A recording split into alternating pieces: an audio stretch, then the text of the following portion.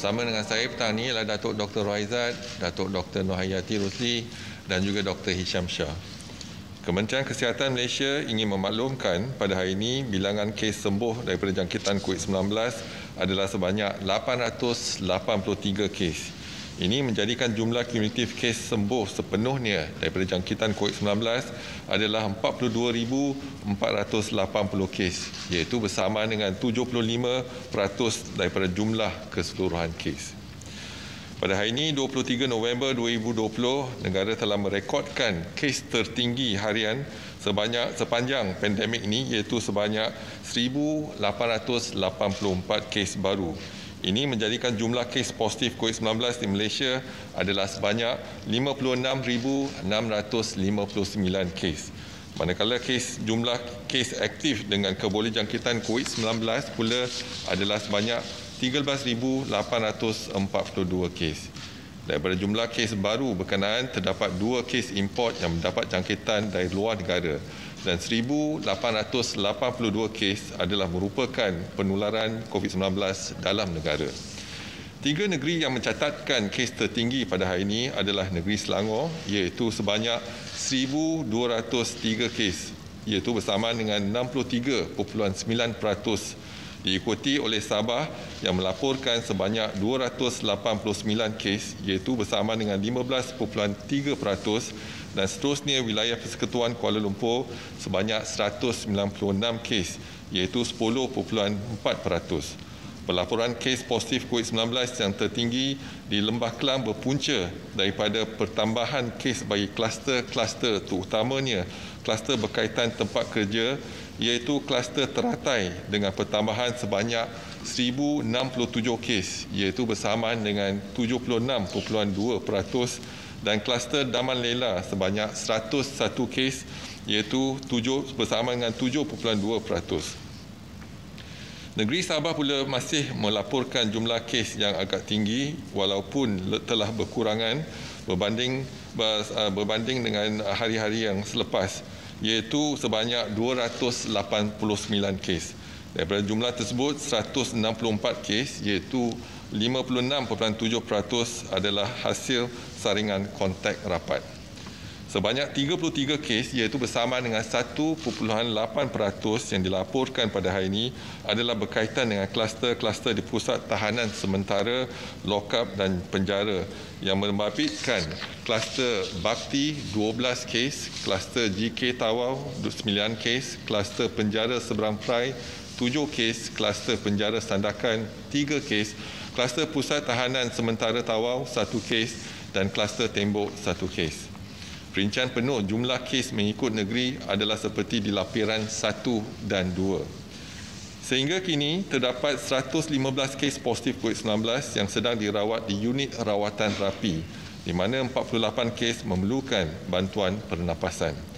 Duka cita dimaklumkan terdapat pertambahan 2 kes kematian berkaitan dengan COVID-19, menjadikan jumlah kumulatif kes kematian COVID-19 di Malaysia adalah sebanyak 337 kes, iaitu bersama dengan 0.6% daripada jumlah keseluruhan kes. Ringkasan kes kematian hari ini adalah seperti berikut. Kes kematian 336, iaitu kes nombor 51,858, seorang lelaki warga negara berusia 80 tahun meninggal di Hospital Duchess of Kent, Sandakan. Kes kematian kedua iaitu kes nombor 337 dan kes 53,951, seorang wanita berusia 58 tahun mempunyai penyakit darah tinggi, penyakit jantung dan juga penyakit obstruktif paru-paru kronik. Beliau meninggal di Hospital Wanita dan Kanak-kanak Sabah. Kementerian Kesihatan mengucapkan takziah kepada semua ahli keluarga mereka. Sehingga 23 November 2020, terdapat sebanyak 334 kluster yang telah dilaporkan, termasuk 4 kluster baru yang dilaporkan hari ini. Dan Kementerian Kesihatan ingin memaklumkan iaitu 4 kluster yang telah dikenal pasti hari ini, iaitu yang pertama, kluster Bintang. Kluster ini melibatkan pekerja-pekerja di sebuah tapak pembinaan dalam daerah lembah pantai di wilayah Persekutuan Kuala Lumpur. Kes-kes bagi kluster ini telah dilaporkan positif di antara 17 hingga 23 November 2020 melalui saringan bersasar yang dijalankan di kawasan tersebut.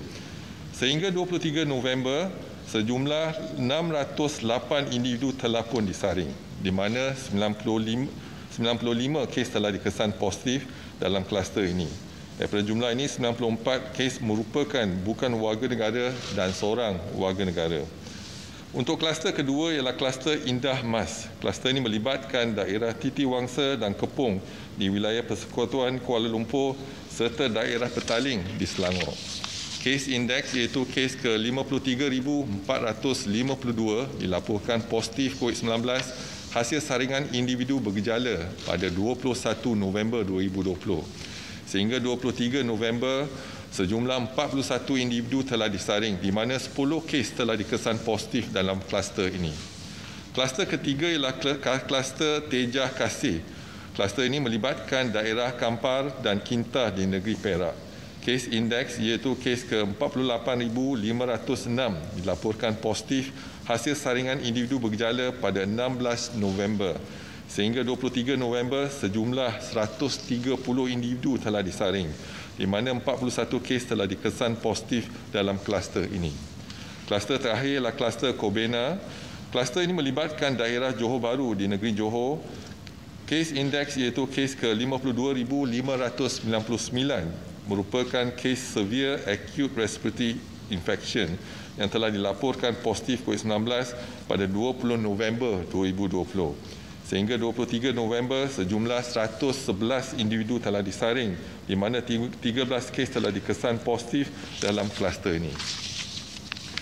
Kementerian Kesihatan ingin memaklumkan situasi terkini kluster teratai di Selangor dan wilayah Persekutuan Kuala Lumpur yang telah diisytiharkan pada 7 November 2020. Kluster ini menunjukkan peningkatan kes yang mendadak sejak akhir-akhir ini. Sehingga 23 November, terdapat 2,524 kes positif, iaitu 43.8%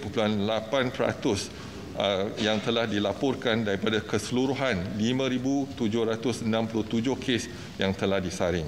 Sebanyak 1,330 sampel adalah negatif dan 1,913 masih menunggu keputusan. Kes-kes dalam kluster ini terdiri daripada 164 warga negara dan 2,360 bukan warga negara yang berumur di antara 2 hingga 68 tahun. Kebanyakan kes daripada kluster ini merupakan pekerja-pekerja kilang di kawasan Meru, Klang. Semua kes positif telah dimasukkan ke hospital dan kontak rapat mereka telah dikuarantinkan untuk mengelakkan jangkitan kepada pekerja-pekerja lain. Pihak pengurusan kilang telah mengambil langkah inisiatif untuk mengasingkan pekerja-pekerja yang dikenal pasti sebagai kontak rapat di tempat kuarantin yang ditentukan. Sehingga hari ini tiada kes yang memerlukan rawatan di unit rawatan rapi dan tiada kes kematian dilaporkan. Sejak 17 November, Perintah Kawalan Pergerakan diperketatkan telah dilaksanakan di sekitar kawasan asrama pekerja dan rumah-rumah pekerja. Jumlah penduduk yang terlibat dalam PKPD adalah lebih kurang 5,900 orang. Namun, maklumat yang diperolehi daripada pihak pengurusan kilang mendapati keseluruhan pekerja adalah sebanyak lebih kurang 13,000 orang yang bertugas di 28 buah bangunan kilang yang berbeza. Pihak Pejabat Kesihatan Daerah Klang sedang bekerjasama dengan pihak pengurusan kilang untuk perancangan membuat saringan ke atas semua pekerja ini. Perbincangan di peringkat Jawatankuasa Pengurusan Bencana Daerah telah diadakan dengan pelbagai agensi kerajaan pada 23 November di mana ianya telah berkisar sekitar cadangan penutupan kilang-kilang berkaitan secara berperingkat. Kementerian Kesihatan menyambut baik perkara ini yang telah diumumkan sebentar tadi oleh Yang Berhormat Menteri Kanan Pertahanan Datuk Seri Ismail Sabri bin Yaakob.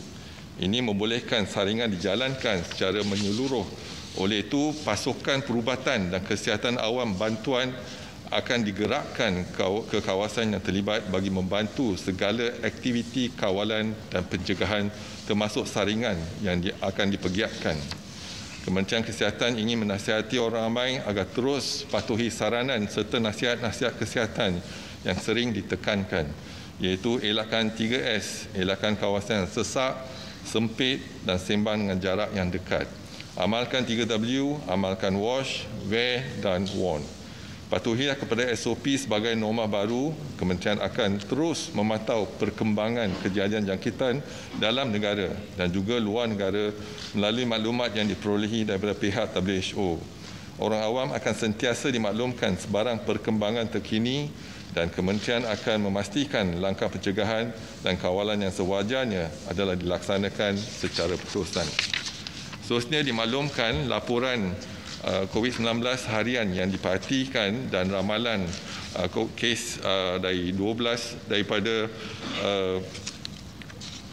12 September sehingga 30 November 2020. Dan semakan kita lihat semalam kadar jangkitan untuk negara adalah lebih kurang 0.99 dan kes tercatat adalah 1,906. Pada hari ini, kes melonjak pada 1,884 diperhatikan dan kadar jangkitan diramalkan mungkin dalam R0 1.36. Dan kalau kita lihat sekarang ni, kalau ada lonjakan yang kita lihat pada 24 Oktober, iaitu kita ada kes 1,228 dan juga lonjakan pada 26 Oktober iaitu 1,240 kes dan lonjakan pada 6 November iaitu 1,755 kes. Ini adalah kerana ketika kita menjalankan saringan bersasar di penjara Kempayan di Kota Kinabalu dan juga pada 6 November iaitu di Pusat Tahanan Sementara Tawau dan Sandakan. Dan hari ini kita lihat kita telah menjalankan tindakan iaitu bersasar PKPD iaitu di kawasan kilang tersebut iaitu asrama lelaki dan wanita dan saringan dijalankan dan ini kita jangkakan kes akan bertambah iaitu pada hari ini ialah 1,884. Seterusnya dimaklumkan laporan penggembara dan pemastautin tetap yang dikesan positif COVID-19 dan pulang dari luar negara dari 3 April hingga 23 November 2020 adalah sejumlah 1,298 kes. Pada hari ini ada pertambahan 2 kes import iaitu masing-masing 1 kes pulang pada Singapura dan juga negara India. Juga dimaklumkan jumlah kumulatif warga asing yang disaring dan diuji COVID-19 setakat 23 November adalah sejumlah 152,920 individu. Daripada jumlah tersebut, 17,919 kes adalah dikesan positif COVID-19 dan 6,109 kes masih dirawat di hospital di Kementerian Kesihatan dan 14 kes dirawat di unit rawatan rapi. Dan jumlah kes kematian adalah 53 kes iaitu bersamaan dengan 0.3%. Setakat 23 November 2020, jumlah keseluruhan kluster yang dilaporkan adalah 334 dan 166 kluster telah pun tamat tempoh pemantauan dan pengawasan untuk 28 hari termasuk 3 kluster pada hari ini, iaitu kluster Hampar di Rembau Negeri Sembilan yang melibatkan 5 kes warga negara dan tiada kematian. Kluster yang kedua ialah kluster surat di Sandakan Sabah melibatkan 47 kes iaitu 42 warga negara dan 5 bukan warga negara tetapi tiada kematian.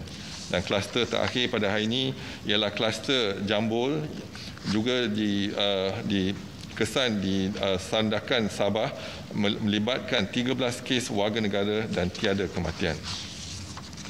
Seterusnya dimaklumkan laporan kluster COVID-19 yang aktif di Malaysia sehingga 23 November 2020 adalah sejumlah 168 kluster termasuk 4 kluster baru pada hari ini. Daripada jumlah tersebut, iaitu daripada 168 kluster aktif, 46 kluster ada pertambahan kes dan 122 kluster tiada pertambahan kes. Dan kita lihat iaitu kluster yang pertama, kluster teratai, iaitu kes baru yang dikesan hari ini ialah 1,067 kes. Jumlah kes yang dikesan setakat ini ialah 2,524. Jumlah yang telah dikesan dan disaring ialah 5,767. Kluster yang kedua ialah kluster tapak bena Daman Lela.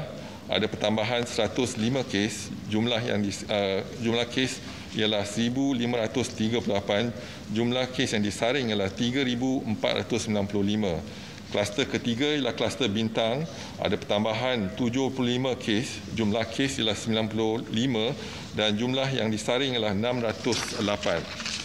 Kluster keempat ialah kluster baru iaitu kluster Tejah Kasih.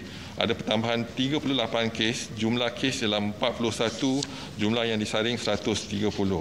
Kluster seterusnya, kluster Bayam Indah di Kedah, ada pertambahan 29 kes, jumlah kes 39, jumlah yang disaring 119. Kluster Hentian telah pun tamat PKPD dan jumlah yang disaring ialah 18 dan jumlah kes ialah 1,048 dan jumlah yang disaring ialah setakat ini ialah 9,153. Kluster Enggol di Perak ada pertambahan 16 kes, jumlah kes ialah 30, jumlah yang disaring 320.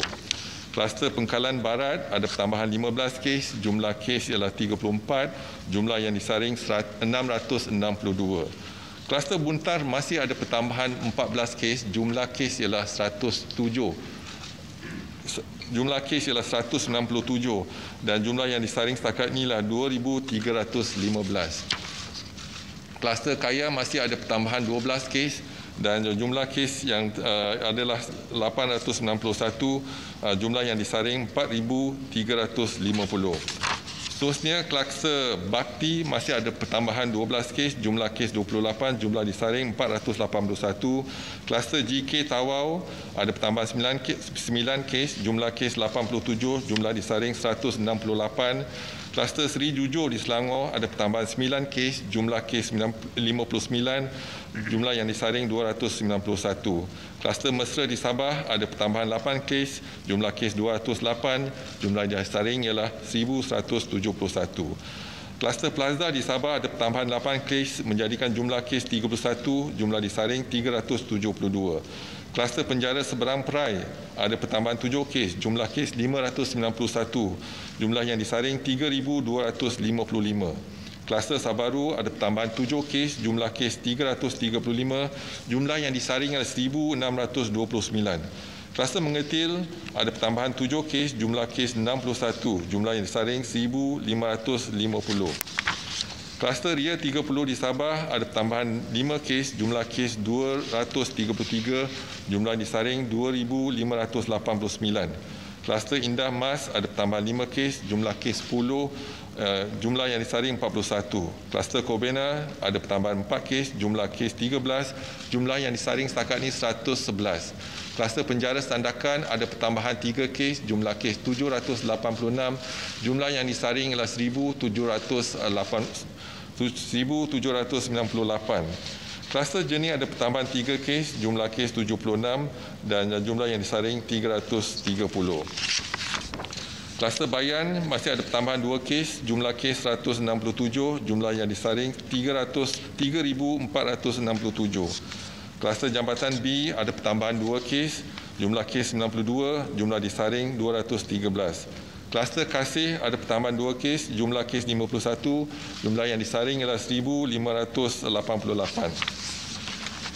Dan seterusnya, kluster Prestige ada pertambahan 2 kes, jumlah kes 23, jumlah yang disaring 40.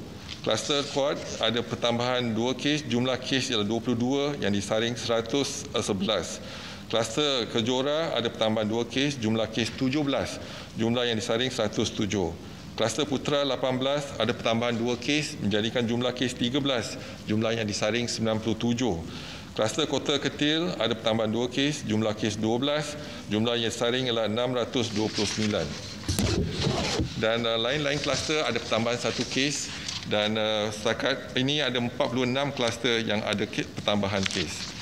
Seterusnya dimaklumkan kapasiti harian 62 makmal COVID-19 di seluruh negara yang menjalankan ujian RT-PCR pada 22 November adalah sejumlah 59,485 ujian. Semakan semalam kita berjaya menjalankan 18,160 ujian iaitu bersama dengan 31%. Juga dimaklumkan kapasiti harian 4 makmal COVID-19 di negeri Sabah yang menjalankan ujian RT-PCR pada 22 November adalah sejumlah 2,750 ujian.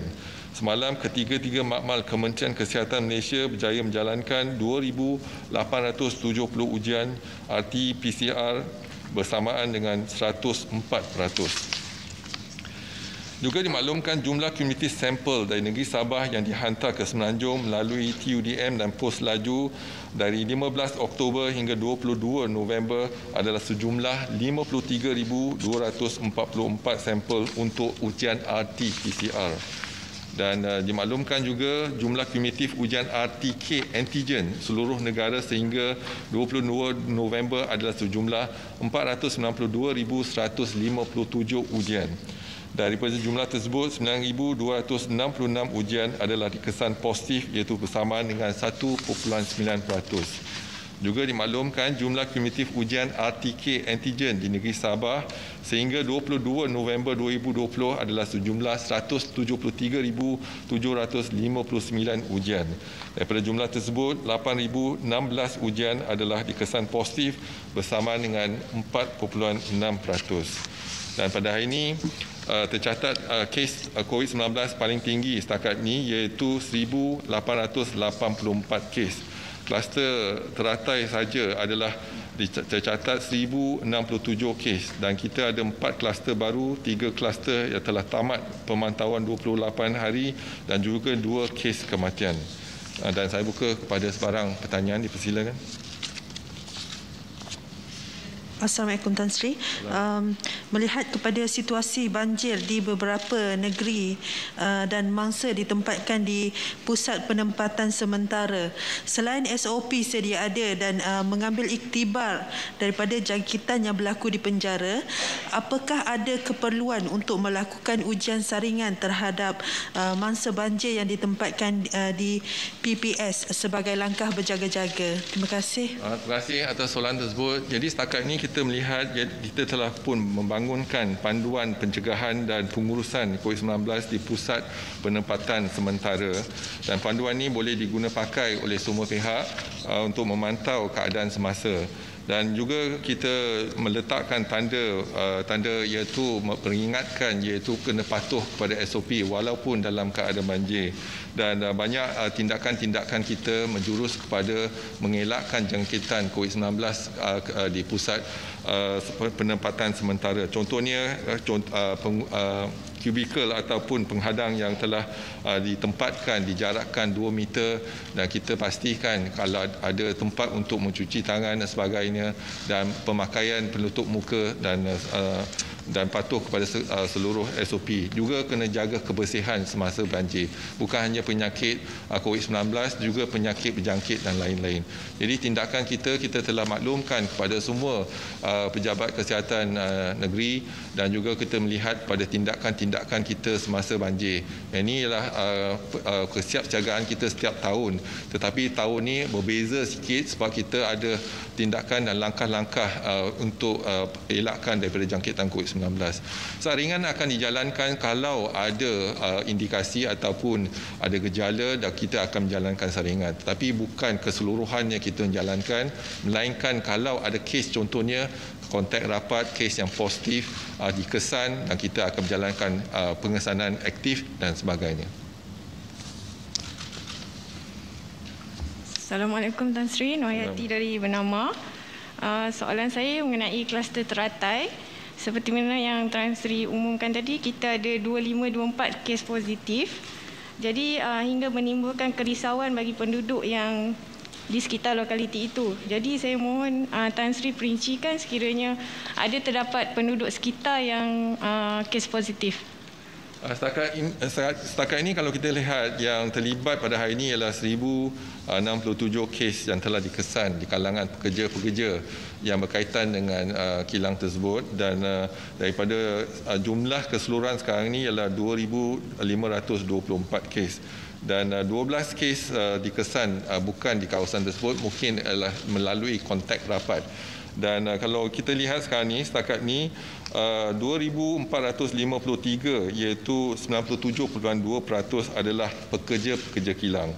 dan kita ada 71 kes, iaitu bersamaan dengan 2.8% adalah kontak rapat, iaitu jangkiti keluarga dan sebagainya.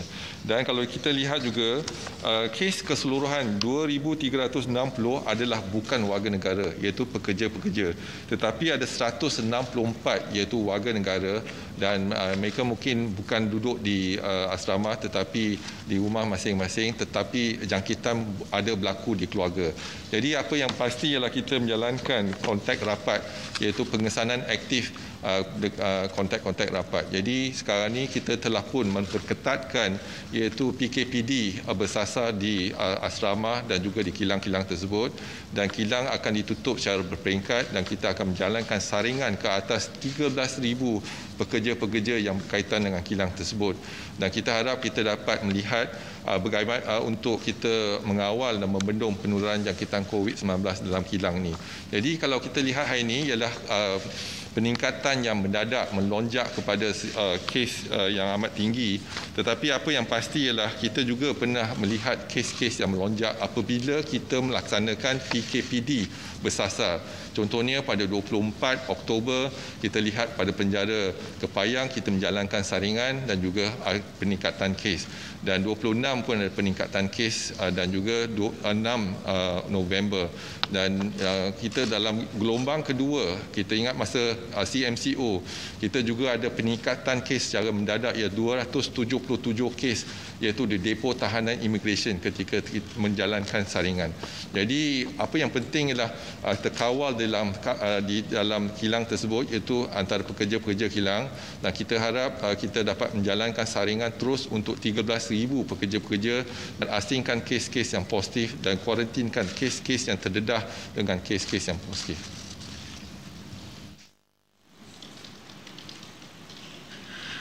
Good afternoon.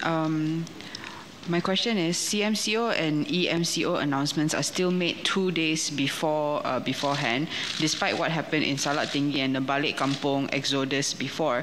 So how does this affect containment and contact tracing efforts by KKM? So we are trying to encourage those when we announce the CMCO or even EMCO in that region, TEMCO in that region. So what is more important is that the public should come forward for the testing, because testing is being provided instead of running away. So we understand that those, for example, worker, probably we will be doing the screening for them, but those illegal one will try to run away, because the fear is that we will screen them and eventually detain them in depo tahanan immigration. I think that's the thing. But more importantly, we work together with police, and then we'll make sure that we will know them, in terms of their identity, and then we will trace them. I think the collaboration with the police is important, and how to trace the individual.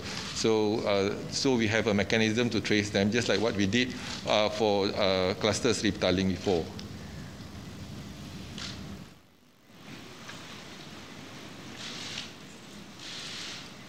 Good evening, Tan Sri. Good evening. In the latest statistics released by the ICR, it is revealed that 87% of deaths have at least one underlying health condition.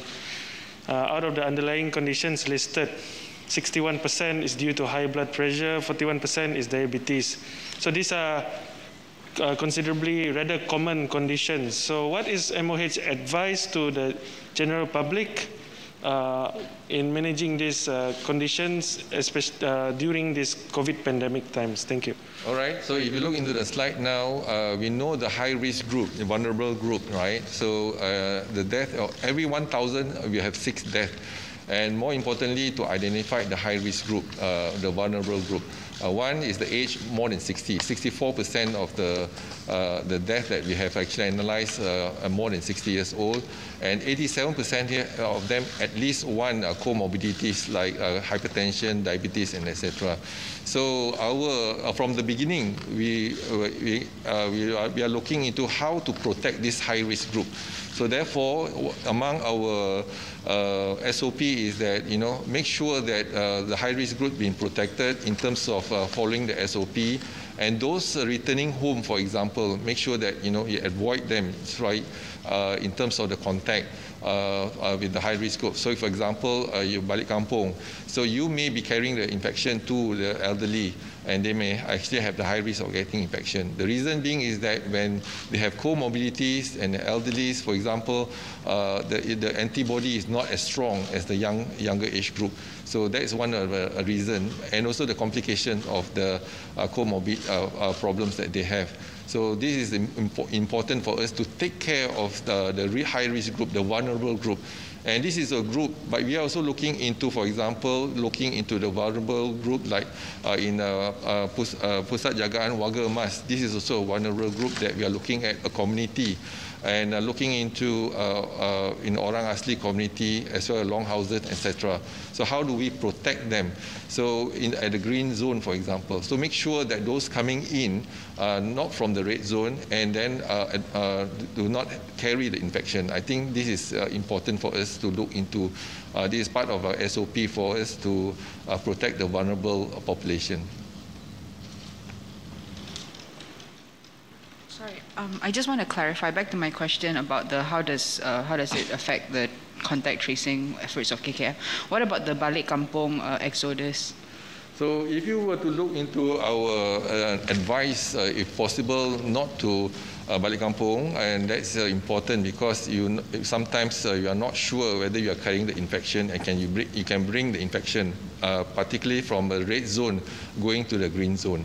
So we started with the vulnerable group, then we look into the community, we look into the mukim, we look into the district, and now we are looking into the state. How can we protect the state in terms of to avoid coming in, bringing infection from the red zone? So we hope that we will come up with the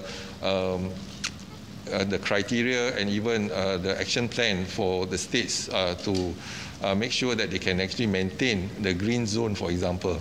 In Sabah, in Sarawak, for example, in the district, we already started roadblocks, for example, to stop people from the red zone, from Kuching, going to the district. So this is important for us to look into how we can prevent the green zone. So we will come up with a guideline in terms of what to do, what not to do, the do's and don'ts in terms of to avoid and prevent infection in the green zone, whether it's a green district or a green state.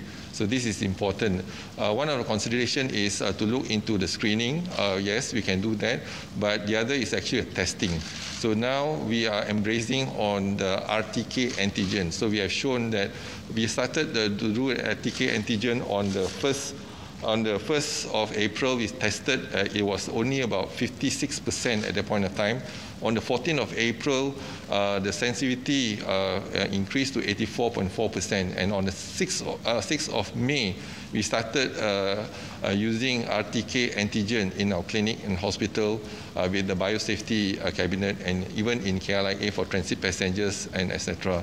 So in 16th of July, we re-evaluate the RTK antigen. It shows that the sensitivity has actually increased to 90%. So WHO only recommended the usage of RTK antigen in September. So now I think apart from the RT-PCR, we're using the RTK antigen to increase testing in terms of into the vulnerable group as well as the locality as well as the high-risk group. So this is something that we can consider to do in time to come. And there's also another question with regards to are we testing enough so far? So the cumulative numbers that we have so far shows that our testing is adequate. But when we look into the guideline from WHO, the recommended adequate or benchmark of testing is that, if one case is positive, confirmed positive, the recommended is that you have a 10 to 30 cases negative, 10 to 30. So for example, if today we have 1,000 case positive, if you use the 10%, 10 cases, that means 10,000, at least 10,000 tests has been done. Or if you take the mean of 20,000, 20, that means it's 20,000. So you have to do at least 20,000 per day of the test. If you do the higher range, is 30,000. 30,000 means if you have 1,000 positive cases, That means you should have tested 30,000 negative. Then only we can actually use that as a guide that testing is being done daily, that is enough and adequate within the benchmark of recommendation from World Health Organization.